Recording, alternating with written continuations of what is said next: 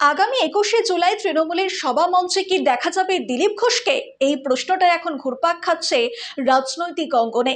ইতিমধ্যে প্রধানমন্ত্রী নরেন্দ্র মোদীর জনসভা হয়েছে, আর সেখানে নাকি তাকে আমন্ত্রণই জানানো হয়নি। এদিকে দিল্লিতে তলব করা হয়েছিল দিলীপ ঘোষকে। শনিবার দিল্লি থেকে ফিরে এসে কি জানালেন প্রাক্তন বিজেপি রাজ্য সভাপতি দিলীপ ঘোষ?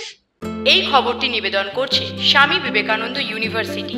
আপনার সন্তানের স্বপ্নের ভবিষ্যৎ গড়ে তোলার একমাত্র সঠিক ঠিকানা। যোগাযোগ 7044086270। 21শে জুলাইয়ের মঞ্চ বাঁধার কাজ প্রায় শেষের পথে।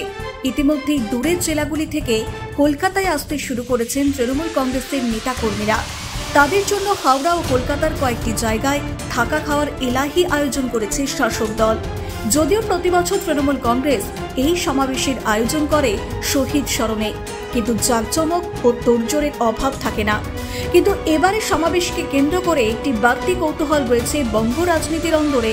সেটা হলো বঙ্গ বিজেপির প্রাক্তন সভাপতি দিলীপ ঘোষকে কি দেখা যাবে 21শে জুলাইয়ের মঞ্চে, যাকে কার্যত ব্রাত্য করে রেখেছে বিজেপির রাজ্য এবং কেন্দ্রীয় নেতৃত্ব। সদ্য প্রধানমন্ত্রীর সফরেও তাকে আমন্ত্রণ জানানো হয়নি, বরং তাকে দিল্লিতে তলব করেছিলেন বিজেপির সর্বভারতীয় সভাপতি জেপি নাড্ডা। শনিবার কলকাতায় ফিরলেন দিলীপ ঘোষ। তবে 21শে জুলাই তিনি কোন মঞ্চে থাকবেন সেটা নিয়ে নাটকীয়ভাবে একটা রহস্য রেখে দিলেন সাংবাদিকদের প্রশ্নের উত্তরে। এর আগে তিনি জানিয়েছিলেন 21শে জুলাই কোনো এক মঞ্চে থাকব। সেই থেকেই বাড়ছিল রাজনৈতিক পারদ। শনিবারও তিনি ধোঁয়াশা কাটালেন না, তবে যোগ করলেন 21শে জুলাই খড়গপুরে হবে শহীদ শ্রদ্ধাঞ্জলি সভা। খড়গপুরের গিরি ময়দান স্টেশন সংলগ্ন কেদারনাথ মন্দিরের কাছে বিভিন্ন সময় রাজনৈতিক হিংসার বলি বঙ্গ বিজেপির 2 শতাধিক কার্যকর্তার প্রতি শ্রদ্ধাঞ্জলির অনুষ্ঠান হবে। সেই মঞ্চে তিনি থাকতে পারেন বলে দিল্লি থেকে ফিরে জানালেন দিলীপ ঘোষ। 21 তারিখে ওখানে একটা বড় সভা করার কথা হচ্ছে, জেলা থেকে কর্মীরা আসবেন। আর যারা আমাদের বাংলায় প্রায় 250 জন কর্মী টিএমসির হিংসার বলি হয়েছেন, তাদের প্রতি শ্রদ্ধাঞ্জলি সভা হবে। 21 তারিখে খড়গপুরে কার্যক্রম আছে। 21 তারিখ তো চলে যায়নি এখনো, তো আসুক 21 তারিখ। আচমকা কেন তাকে দিল্লি তলব করা হলো? কেনই বা তাকে প্রধানমন্ত্রীর সভা মঞ্চে দেখা গেল না? সভা প্রসিক দিলীপ ঘোষ জানালেন, পার্টি প্রেসিডেন্ট যদি আমাকে গল্প করতে ডাকেন তাহলে কি করা যাবে? আমি গেলাম, গল্প করলাম, সংগঠনের বিষয়ে অনেক কথা হলো, 26এর ভোট, সংগঠন প্রস্তুতি সব নিয়ে কথা হলো। উনি বললেন, রাজ্যে গিয়ে জোরদার কাজ করুন। সেই জন্য আমার মনে হলো যে আমি গেলে আমাকে কোথায় রাখা হবে সেটা ঠিক করতে পারছে না, সেই জন্য আমি ঠিক করেছিলাম যাবো না। তারপর মাননীয় সভাপতি ডাকলেন, আমি দিল্লি চলে গেলাম। প্রেসিডেন্ট যদি আমাকেই গল্প করার জন্য ডাকেন তো কি করা যাবে, আমি গেলাম গল্প করতে। যাই হোক, সংগঠনের ব্যাপারে ডিটেলস কথা হয়েছে, পশ্চিমবাংলার ইলেকশনের প্রস্তুতি, সংগঠন, বাকি বলেছেন যে জোরদার কাজ করুন, এটা বলেছেন।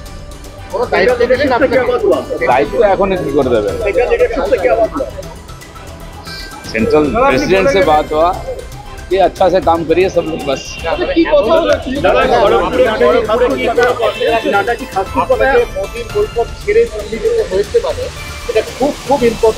हाँ, इम्पोर्टेंट ছিল।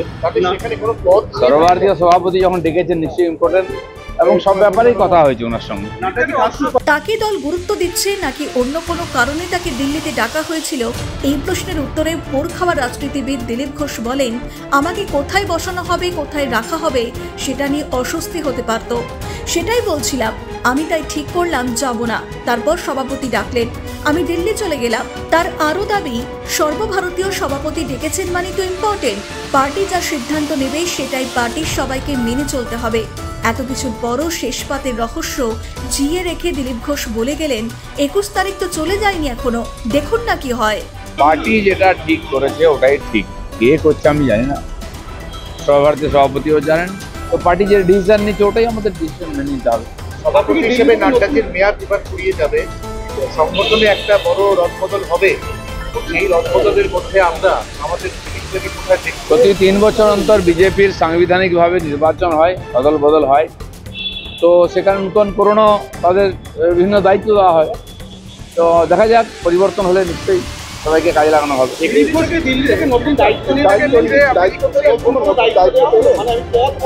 পদ তো রাস্তায় দিয়ে দেওয়া হয় না, ওটা সাংগঠনিকভাবে ঘোষণা হয়, অবজ্ঞা করি।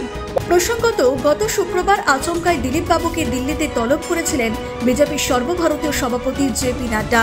বঙ্গ বিজেপির আদি পর্বের অন্যতম নেতা দিলীপ ঘোষ দীঘার জগন্নাথ মন্দিরে মুখ্যমন্ত্রীর পাশে গিয়ে বসার পর থেকেই কিছুটা ব্যাকফুটে। যদিও শ্রমিক ভট্টাচার্য বঙ্গ বিজেপির নতুন সভাপতি নির্বাচিত হবার পর তাকে ডেকে আলাদা করে বৈঠক করেন। এবার তাকে ডাকলেন বিজেপির কেন্দ্রীয় সভাপতি জেপি নাড্ডা।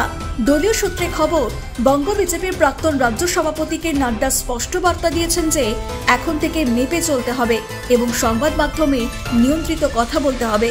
কিন্তু দিলীপ ঘোষ যে তার মতোই চলবেন সেটা দিল্লি থেকে ফিরেই বুঝিয়ে দিলেন। দেখুন না কি হয়। ব্যুরো রিপোর্ট, নিউজ বর্তমান।